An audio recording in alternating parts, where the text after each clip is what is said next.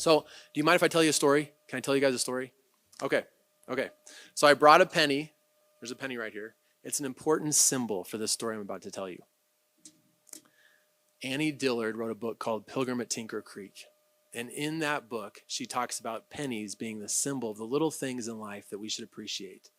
Things like a muskrat kit paddling across the water, or a bird singing in a tree, or sunlight coming through your window. All these little things that we should appreciate that we can take for granted. We can pass by them like little pennies on the ground. And she says we need to pick those things up and appreciate them. We need to value those things. And so we read this passage at the beginning of every year. I read this passage with my students. And then I tell them, go home now, and I want you to get a picture of something that's little that you value in your life, that you appreciate in your life. And so they all go home and they bring back their pictures a couple days later. And then I said, does anyone want to share their pictures?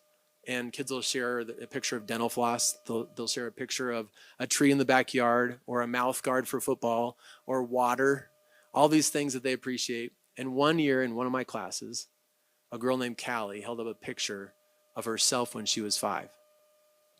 And I was thinking, this is interesting. I've never had this before. And she says, this is a picture of me before the accident. And when she said that, we all knew what she was talking about, because she had this giant scar down the side of her face, the right side of her face, where it was clear that she had been burned badly. Her skin kind of wrinkled along the side of her face, and she had her hair down covering it so people wouldn't see it, but everybody could see it. And when she said she had the accident, we were all just completely quiet, wondering what she's going to say, because we didn't know the story. And she told us about being a little girl and walking through the kitchen and hitting a cord, and then this cord spilled all this oil on top of her face when she tripped over the cord. And doctors tried to do what they could to repair the damage, but they couldn't make her look the way that she did before the accident. So here she is in high school, and she said, I've been bullied. She said there was one teacher that said that I scared the kids. And then privately, she told me that a few years after that accident, her dad left her. She had been grieving and broken and hurting for a long time. And I told her, Callie, thank you for having the courage to take off the mask and just be real with us in this class right now. I mentioned courage earlier, and I get to see that kind of courage all the time. And the class applauded, and she said, you're welcome. And then a few weeks later, we're talking about prepositional phrases and how they interact with grammar. And I have this assignment where kids are writing paragraphs where they have to have 5 prepositional phrases with 5 images and 5 sentences. And they have to describe one thing, a person's face. And I said, I'm going to pass around a hat, and there's all the students' names in the hat, and you're going to draw a name from the hat, and you're going to describe one of your peers' faces in this classroom. And I do this every year. And I wasn't really thinking about Callie. And so I'm walking around the room, and I'm passing around the names. Everybody's drawing names. And I said, don't tell anybody who you got. Don't tell anybody what name you have. And then they all got their names. And they find out who they're going to write about, whose face they're going to write about. And I said, now here's the rules. You have to have the 5 images and the 5 prepositional phrases, 5 sentences, and you have to be positive describing this person's face. And you have to be flowery. It has to be like a Shakespearean sonnet. It has to be very like exaggerated, using hyperbole. And so you can say, oh, the hair runs down the shoulders like a waterfall coming down a rocky cliff, or the eyes are like pools of chocolate, brown pools of chocolate. You have to be positive. Maybe the smile lights up the room, those kind of things. You can't say the zit on the forehead is like Mount Vesuvius. You can't say your cheeks are puffy like marshmallows coming, like you can't do that stuff. So you got to be positive. So all the kids are like, okay, and nobody's saying anything, and they're all kind of taking sneaky glances at their peers to try to figure out what the person looks like and remind themselves. And they start working on it, and then I send them home to finish it. And one girl named Amaya, she had missed that class. She was absent that day, and so she came in the next day, and she said, Mr. Onfeld, I'm sorry I missed class. What is the assignment? What did I miss? And I told her about the assignment. And I said, you can just pick someone. Just pick someone in the class to write about. She said, okay. So a few days later, we all come back together with our paragraphs. And I tell the students, hey, does anybody want to read theirs out loud in front of the class and get extra credit? And of course, the kids are terrified. There's no way they're going to read paragraphs about people's faces, like using this exaggerated imagery, except for a few bold ones. And so these few bold ones come up for the extra credit, and they read about the eyes that shine like the sun, and the hair that rolls down the shoulders like a cascading waterfall, and the smile that lights up the room. And the funny thing is, there's some giggles because there's some guys, writing about girls in the class, and there's some girls writing about guys in the class, and it gets really awkward, which is hilarious to watch teenagers be awkward. And so we're all laughing and having a good time, and then it kind of finishes off. And I feel like it's over, it's finished, and we had a good time, and so we're going to move on. I'm transitioning to something else, and then Amaya's hand went up. And she was the one I said you could pick anybody you want to write about in the class. So she said, Mr. Ronfeld, can I share my story? And I said, sure, Amaya, come on up.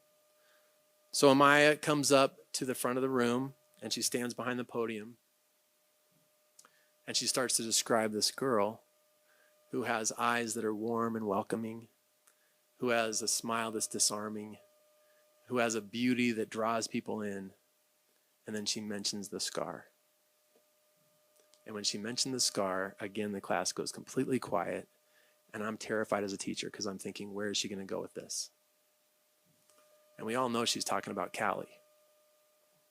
So she says this scar represents the strength in her life and her perseverance to face hard things and keep moving forward, not giving up. She said the scar is a part of her beauty. And when she finished describing the beautiful face that included the beauty of the scar, the entire class erupted in applause. And I looked over at Callie, and Callie's eyes are filled with tears.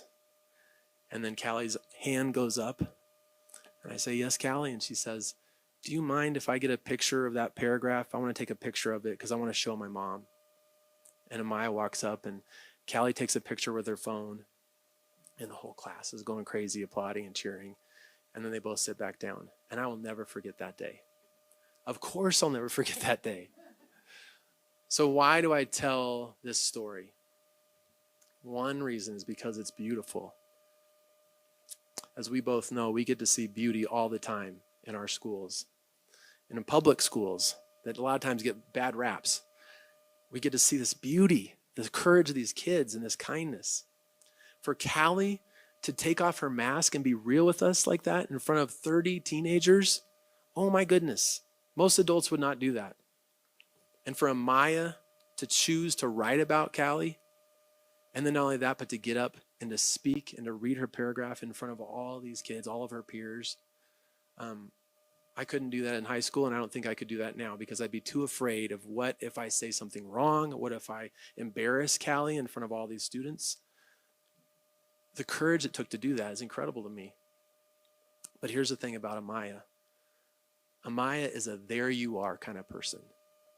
She says, there you are, not here I am. She's wrapped up with the people around her and celebrating those people and lifting them up. That's who Amaya is. She saw that moment and that assignment specifically as an opportunity to love somebody well, to let a girl know that she's cared about and that she has value. And she took that opportunity. And she made her day. She made her entire year probably. I want to be a teacher like that. I want to be a teacher who sees those students that walk into my classroom in room 212 and celebrates the value that they have and lifts them up and gets them excited about the gifts that they're just beginning to discover. That's the man I want to be. I want to be a here, there you are person, not a here I am kind of person. I want to lift them up.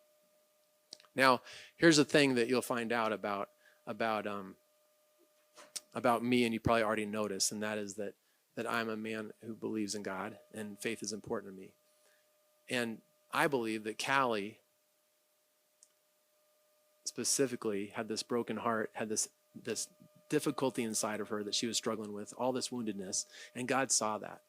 He saw that woundedness, and he brought Amaya along so that she could see herself differently. Not through the eyes of bullies, and not through the eyes of a teacher who said that she scared the kids, and not through the eyes of a dad who left, but through the eyes of a God who I believe wanted her to know that she's beautiful, and she's brave, and she's loved. Now I have a secret for you.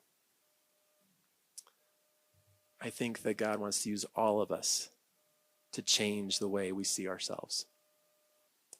Because if we're honest and we took off our masks like Callie, we would all have scars and woundedness and lies that we believe that we could talk about. We may not have scars like Callie did on the outside, but we got scars on the inside.